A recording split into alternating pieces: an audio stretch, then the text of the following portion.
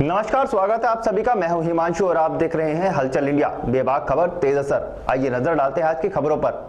बागपत के चमरावल गांव में एक बार फिर एक शख्स की तबीयत अचानक से बिगड़ गई, जिसे गंभीर हालत में मेरठ रेफर कर दिया गया। परिजनों का आरोप है कि उसने गांव से ही खरीदकर शराब पी थी। मामला चांदीनगर थाना क्षेत्र के गांव चमरावल का है। चमरावल पिछले 2 दिनों से काफी चर्चाओं में है, जहां पर 5 लोगों की मौत के बाद हड़कंप मच गया था। परिजनों ने आरोप लगाया था कि गाँव की शराब पीने के कारण ही 5 लोगों की मौत हुई है, जहाँ पर प्रशासन में हड़कंप मच गया था। वहीं जिला अधिकारी ने अपना बयान जारी कर कहा था कि पोस्टमार्टम रिपोर्ट में शराब पीने से मौत नहीं स्पष्ट हुई है, जिसकी उन्होंने खुद पुष्टि की थी। लेकिन एक बार फिर चमरावल गांव में एक व्यक्ति की हालत बिगड़ने पर परिजनों ने फिर से शराब पीकर हालत बिगड़ने का आरोप लगाया है। इस सीएससी पिलाना से रेफर होके आया था, जो कि डिसोरिएंटेड था, पेट में दर्द बता रहा था साथ में, और उसके वाइटल्स स्टेबल थे। उसको आईसीयू की ज़रूरत थी, इसलिए हम यहाँ पे नहीं रख पाए और उसको प्राइमरी ट्रीटमेंट करके हमने उसको जो है LLRM मेडिकल कॉलेज मेरठ के लिए रेफ़र कर दिया। फिलहाल अभी मरीज़ वाइटल वाइज स्टेबल है और उसको हमने भेज दिया वहाँ पे। क्या ड्रिंक भी किया हुआ था कि कह पाना मुश्किल है क्या किया था। प्राइमरी डायग्नोसिस ये आगे जांच के बाद ही पता चलेगा। अभी कह पाना प्राइमरी ट्रीटमेंट उसमें मुश्किल था, क्या है एग्जैक्टली सारी जांचें होने के बाद ही पता लगेगा वो क्या है एग्जैक्टली।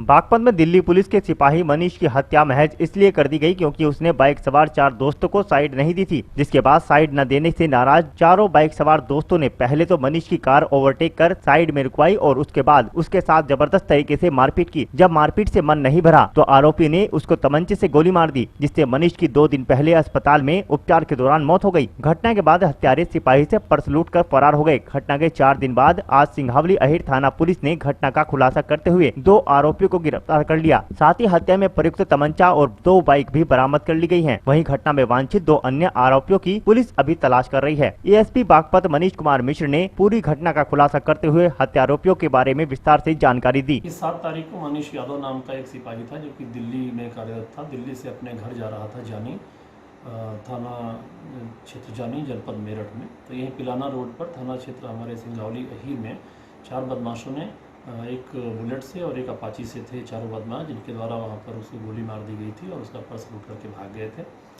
4 टीमें लगाई गई थी। सिंघावली अहीर, सीओ बड़ौत और सीओ बागपत के नेतृत्व में कई थानों की फोर्स लगाई गई थी और उसका सफल खुलासा हुआ है। इसके अंतर्गत 2 अभियुक्त पकड़े गए हैं। एक है नदीम, दूसरे का नाम है इमरान। और ये दोनों पकड़े गए अभियुक्तों के द्वारा बताया गया है कि इनके द्वारा 7 तारीख को वहाँ पर पिलाना तिराहे के पास में ये लोग वहाँ पर शराब पिए थे। उधर से एक कांस्टेबल अपनी गाड़ी से आ रहा था और ये लोग रोड पर चल रहे थे पैरेलल बगल में, और गाड़ी की साइड को लेकर के वहाँ पर इन लोगों आपस में कहासुनी हुई। आगे चल करके इन लोगों ने रोड रेस के चक्कर में उस सिपाही की गाड़ी को रोका, उसके साथ गाली गलौज की, मारपीट की और उसके पश्चात उसका पर्स छीन करके उसी क्रम में उसको गोली मार दिया और गोली मार करके वहाँ से भाग गए थे। और उसी की निशानदेही पे और जो अभियुक्त पकड़े गए हैं उनकी निशानदेही पे जो बरामदगी हुई है, वो इनके पास से सिपाही के कुछ अभिलेख बरामद हुए हैं। वो जो बुलेट यूज हुई थी, बुलेट बरामद हो गई है, अपाची बरामद हुई है। साथ ही साथ जो कैश लूटा गया था उसमें से कुछ बरामद हुआ है और इनके पास से तमंचा बरामद हुआ है। 2 अभियुक्त जो इनके साथ थे अभी, एक है जावेद, वो अभी नहीं पकड़ा गया है, फरार है। एक उनका एक अन्य साथी है जो भी फरार नहीं पकड़ा गया है। इनसे पूछताछ पे ज्ञात हुआ है कि जो नदीम है बहुत शातिर किस्म का अपराधी है। ये पहले भी हत्या और लूट जैसे कई संगीन अपराधों में जेल जा चुका है, गैंगस्टर में भी जेल जा चुका है। जावेद है, उसके विरुद्ध करीब 20 मुकदमे पंजीकृत हैं, जिसमें हत्या, लूट, डकैती जैसी गंभीर धाराओं के हैं।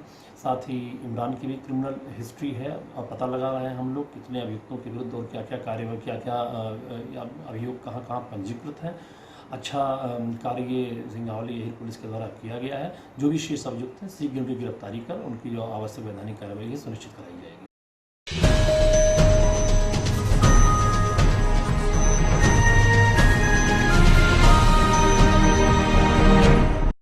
हिंदुवादी नेता साध्वी प्राची ने अपने एक बयान का वीडियो जारी करते हुए सुशांत सिंह राजपूत और कंगना रनौत प्रकरण को लेकर महाराष्ट्र सरकार पर निशाना साधा है। उन्होंने कहा कि महाराष्ट्र में जल्द राष्ट्रपति शासन लगना चाहिए, वरना सोनिया गांधी की गोद में बैठी ठाकरे सरकार वहां किसी बड़े हिंदुवादी नेता की हत्या भी करवा सकती है। साथ ही कंगना रनौत के ऑफिस गिराने के मामले पर उन्होंने बयान दिया। साध्वी प्राची ने कहा कि मुंबई में सैकड़ों ऐसी मस्जिदें और मजार हैं जो अवैध तरीके से बनाई गई हैं। वहीं खान बिल्डिंग्स पर अवैध तरीके से निर्माण कराया गया है, उन पर सरकार चुप है। लेकिन कंगना रनौत के इंसाफ मांगने पर घंटों के अंदर उनका ऑफिस धराशायी कर दिया गया। साथ ही उन्होंने कहा कि महाराष्ट्र सरकार पालघर हत्याकांड में साधुओं को इंसाफ नहीं दिला पाई और न ही उन्होंने सुशांत सिंह राजपूत की मौत के बाद भी 15 दिनों तक एफआईआर तक दर्ज नहीं की। सरकार नहीं चाहती कि सुशांत को इंसाफ मिले। कई मुद्दों पर सरकार को घेरते हुए हिंदुवादी नेता ने अपने बयान जारी किया।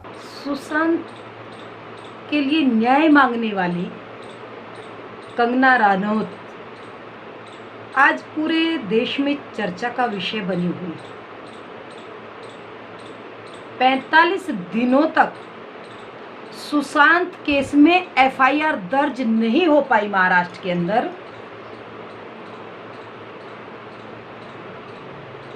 पालघर के संतों को भी आज तक न्याय नहीं मिल पाया महाराष्ट्र में। बीएमसी की टीम आती है, 1 घंटे का नोटिस देती है,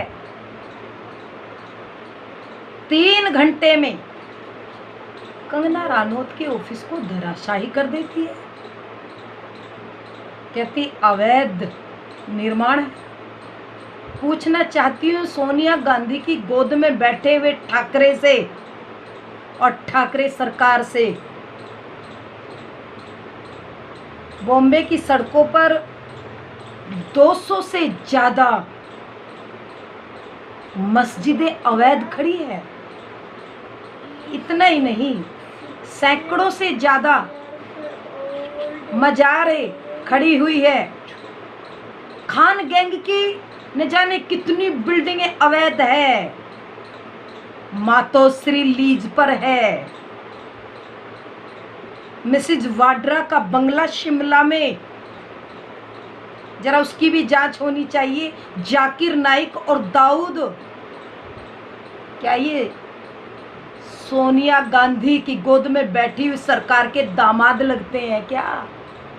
इतना सारा निर्माण अवैध चल रहा है। आदि बॉम्बे अवैध निर्माण की चपेट में है। इस पर भी जरूर कार्रवाई होनी चाहिए, नहीं तो साफ साफ लग रहा है कि महाराष्ट्र की सरकार पालघर के संतों को न्याय नहीं दिला पाई और ना ही सुशांत केस में न्याय हो, उसके लिए पूरी प्रयास कर रही है। और इतना ही नहीं, मैं कह रही हूँ कि किसी न किसी शिखंडी को बचाने का प्रयास ये महाराष्ट्र सरकार कर रही है। महाराष्ट्र के अंदर जल्दी से जल्दी राष्ट्रपति शासन लगे, अन्यथा ये सोनिया की गोद में बैठी हुई सरकार किसी बड़े हिंदुवादी नेता की हत्या भी करा सकती है।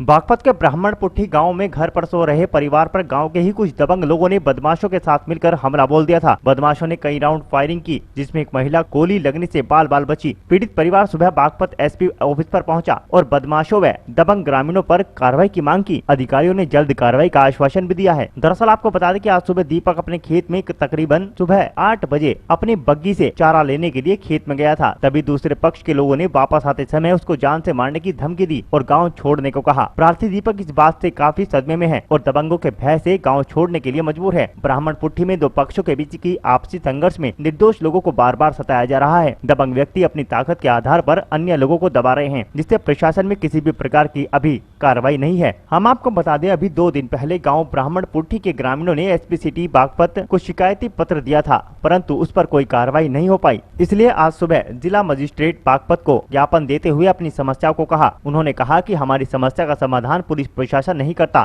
तो वह गाँव से पलायन भी कर सकते हैं। मारा है, हमारे आदमी को मारा है, हमारे बच्चों को मारा है और हमारी बहू बेटियों को भी मारा है, तो हमें ठिकान नहीं देते। और जो हमें हमारा कोई सब वो नहीं है, कार्रवाई नहीं है, तो हम अपने बर्तन साफ करेंगे, रहता है अपनी भाजड़ भरेंगे।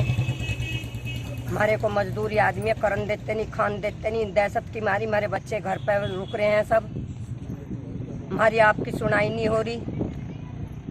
मजदूरी आदमी है न, और हम गांव से अपनी गांव में जो कोई कहवा सब पीछे हटते हैं कहने को, किसी किताब नू नहीं पढ़ती, गरीबी आदमी की कोई सहायता कर दे, क्या कार्रवाई कर दे, हमारी कोई कार्रवाई नहीं है। एक दिन पुलिस जाती है फॉर्मेलिटी के लिए, ये फिर पीछे हट जाती है, हमें धमकाते हैं, हमें फैसले के लिए तुझे मुझे भेजते हैं, हमें दाव देने के लिए। और रात को हमारे वहाँ पे और आईवरी है उसमें रहते हैं, रात को हमारे पे वारदात करने के लिए खुले घूम रहे हैं और हम दहशत की मारे निकल नहीं पाते। हम और घर में घुसे हुए हैं, हम घर में घुसा रखे हैं उन्होंने। हमें इंसाफ चाहिए, ना हम अपनी भाजड़ भरेंगे। छोटे छोटे बच्चे हमारे परेशान घने हैं, हमारा 300 आदमी का परिवार है। देखो अब हम तैयार बैठे हैं यहाँ से जाने के लिए, ना हमारी सरकार सुनेगी, ना हमारी कोई कार्रवाई होगी। अब यहाँ से हम जाने के लिए तैयार बैठे, जिस विध भी जैसे भी होता हो हम तैयार बैठे हैं। अब हम अपना धर्म बदलेंगे, जो हमारी कार्रवाई नहीं होगी हम अपना धर्म बदलेंगे। जब हमारे जी पे फांसी आ रही है, ठीक है जी, हम हमारी फांसी को जो कोई कार्रवाई नहीं करेगी हमारी फांसी।